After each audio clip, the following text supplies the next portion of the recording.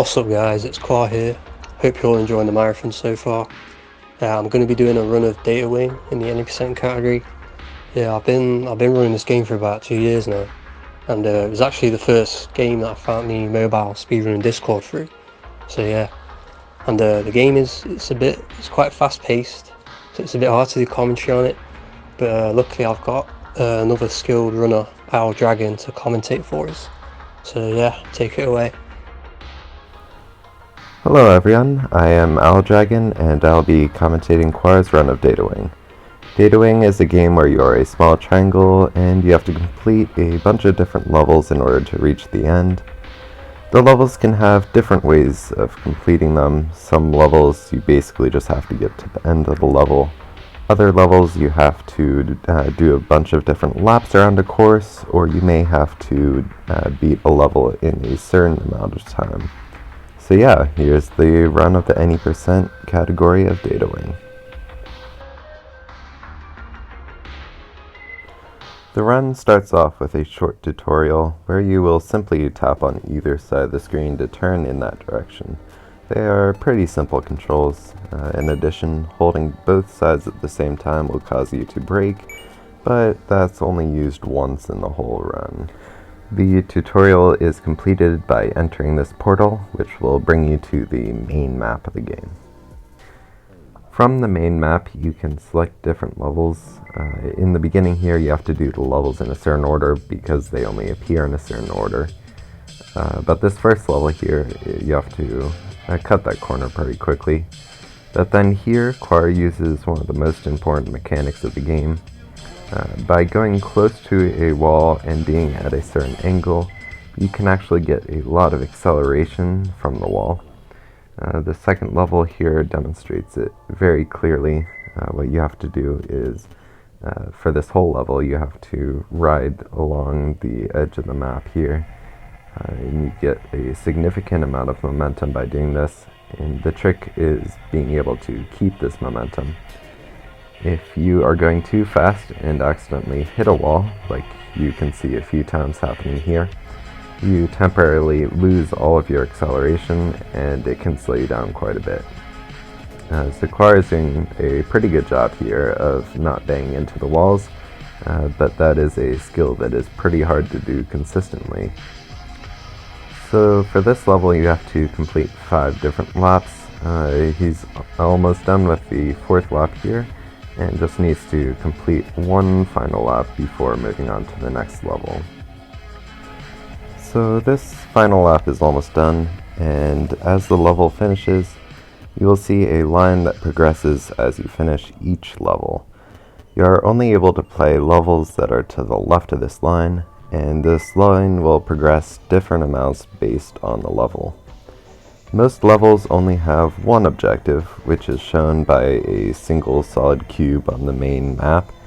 Levels can have up to 3 objectives to complete, with the more objectives pushing the line further, and that is used to route this run. You want to try and do more levels with more objectives in order to push the line further.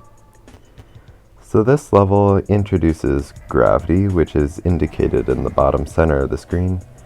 Gravity does exactly what you think it would do, and because you are being pushed down, it is important to use the walls in order to move upwards quickly. So this next level here is an example of where you're trying to beat a bunch of different triangles, and this level has 2 interesting shortcuts. The first one, which was just there, is somewhat tricky to do quickly, but the second one is much easier, and you can skip that level pretty quickly. So now there is quite a bit of dialogue. In order to skip this dialogue, you can tap the screen. Previously, Quara was doing this with just his thumbs on his phone, but after a discovery that tapping with 4 fingers is much quicker, he was able to save around 20 seconds from the world record. You can just see that he accidentally flipped his phone while doing this. This is because he sets it down on the table, and every once in a while that will accidentally flip his phone. So here's where we start to get into different routing paths. We just skipped a level down near the bottom, Tiny Universe. It's the first level that we skip. We only need to have a certain number of points to advance the line to the end, so we can skip certain levels. Tiny Universe is a longer level that only awards 1 point, so of course we skip it. This level has 2 objectives, which are both time objectives, and to complete them, and advance the line twice as much as normal, we have to complete the level in under 14 seconds. So after this level finishes, you can see that the line will advance twice as far as normal, which will open up more levels than if we only completed one of the objectives. The optimal route in this game is to complete every objective on the first try, but that doesn't always happen. There are a few levels later on that are much harder to do all 3 objectives or all 2 objectives on the first try. There is one exception to this rule. There is one level that we'll actually complete twice, getting one objective the first time and then both objectives the second time. I'll explain that later when it happens. But this line is key to finding a good route because you want to try and complete as few levels as possible to advance the line to key places. There are 3 places where this line becomes locked, which means that it will not move forward until a certain level is beaten. I will point this out as well. These next few levels are pretty simple, mostly just going around collecting keys to unlock doors or just simply getting to the end. This next level is a bit hard in the beginning because, as you will see, you have to go around this corner and then you have to try and avoid 2 little bumps in the track, which if you hit one of those, it will slow you down significantly. So this level you have to try and beat all of the other triangles, but Quara is really far ahead of all of them and is very simple. This next level is one that we always joke about being the hardest level in the game because it is actually probably the easiest. You simply just go around in a circle. This next level, Security Nexus, is the first time that the line locks. So the routing is done so that you get just the right amount of points to reach this level. If you were to get any additional points, they would not advance this line further, and completing those extra points would just be a waste of time. So this level is an example of a level that is more of a level for following the plot line than as an actual challenge to the casual player. There is no time limit or other limit to complete this level, and there's quite a lot of dialogue in the middle of the level, which is kind of annoying in the speedrun, but the dialogue when you're playing through it casually is pretty cool to see. So this last section is basically just waiting for a portal to appear so that you can end the level. You want to try and be on top of or as close to the portal as it appears, which is pretty tricky, although it does spawn in the same spot every time, so getting there takes practice, but it can be done. And that level is complete. So now the game shows you a bunch of new levels to complete, but of course we'll be skipping quite a few of them. So now is the first time that we actually go back and complete a previous level. And this is because after you complete Security Nexus, which was the previous level, it only shows one additional level that you can complete, which is a longer level. But we want to skip that, so instead we go back to this shorter level, which then allows us to unlock more levels. And then we don't have to complete that shorter level, so it's much easier. So this level, there have been a few other levels like this, but it's a kill timer level, which means that there is a time limit to this level, but as you pass each of those flashing lines, it will add additional time onto the timer, which means that you can complete the level before that time gets to 0.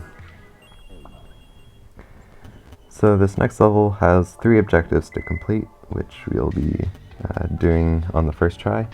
But it first starts out with a binary quiz, which happens a few times in the run. You are given a number as we know it, and you have to translate it into binary, which is represented by 0s and 1s. The quiz shows up again with harder numbers, but that can be easily done. So this level features boost panels, which are indicated by the green and yellow areas, and being in one of these areas will make you accelerate quickly. And you want to try and use those boost panels to go as quickly through this level as possible. But in this level, and a few others that have it, it is quite tricky to remain in the optimal line without banging into walls. So we got all 3 objectives there, which will push the line significantly ahead. And this next level is quite tricky. It has a lot of gravity, 3 times the gravity. And this next straight section is really tricky because you want to have as much momentum going up as possible.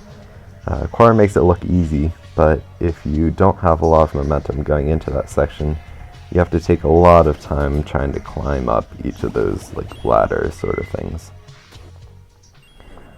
So this next level is one of the exceptions that I talked about earlier.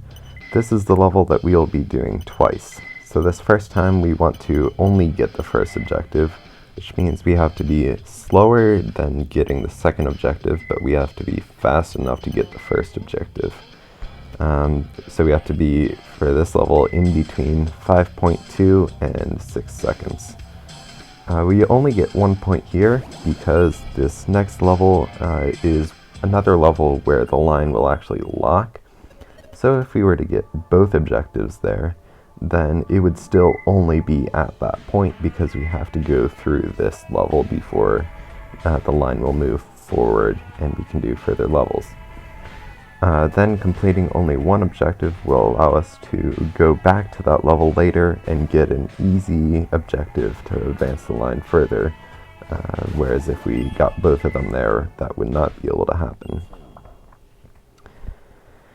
So completing this level brings up a whole bunch of new levels, which are more like side quests. In general, these levels are much longer than the normal levels, and some of them require a kind of binary quiz in order to even enter the level. So those levels take a lot of time and we want to skip them.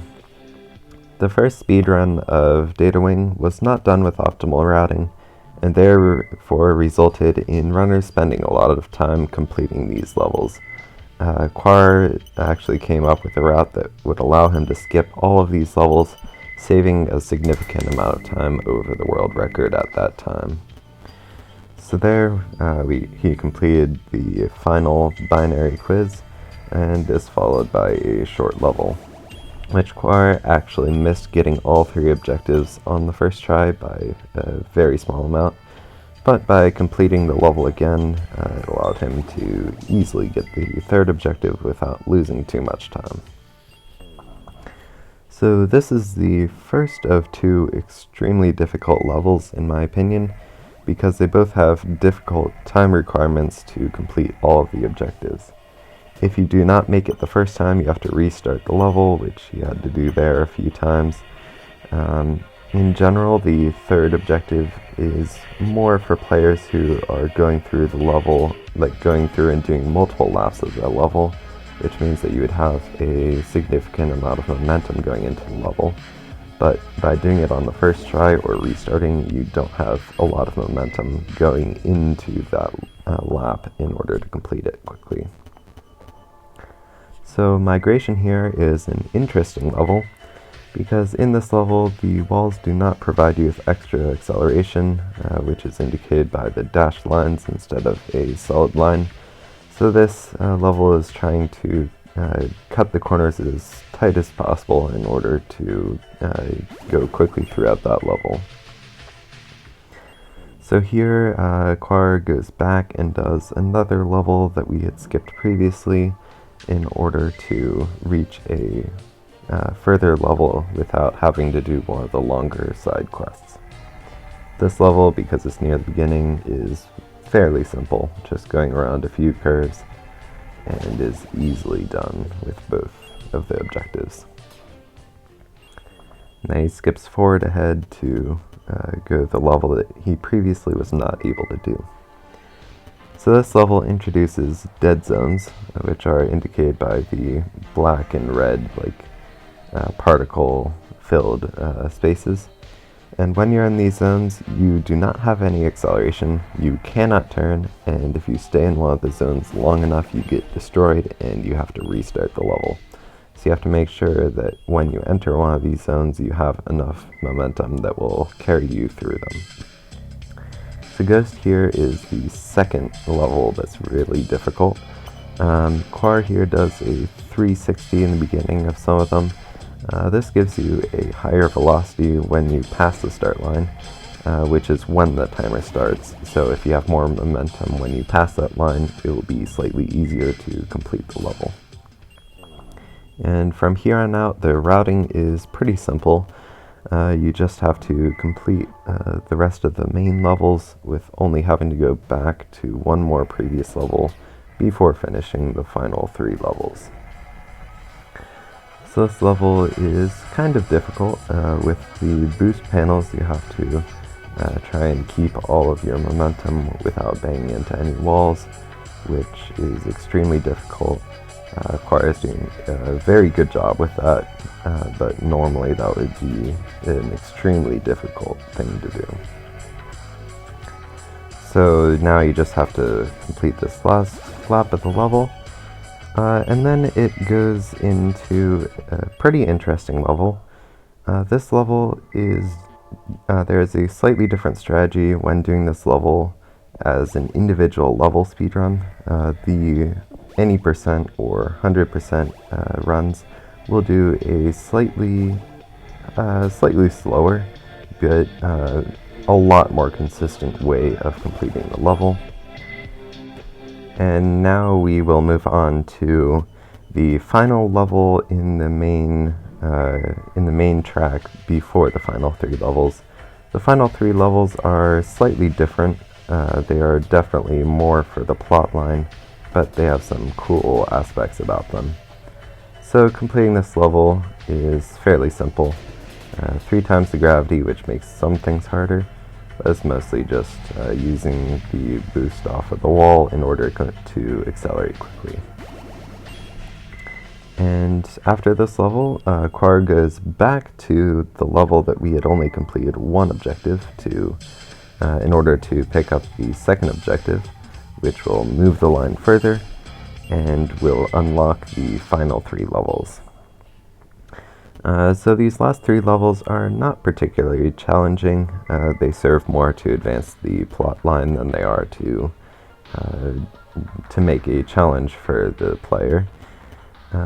So this level is mostly just going around this small circuit and then entering the prism, which this prism is, once we get inside, there is quite a long time of just waiting.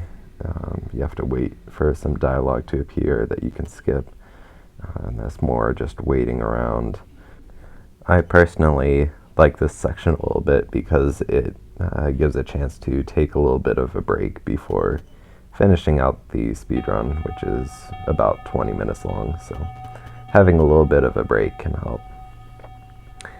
And then we have to skip past a little bit more dialogue before starting this next level, this level is really cool in my opinion. The level layout starts off the same as one of the first levels, which is pretty interesting.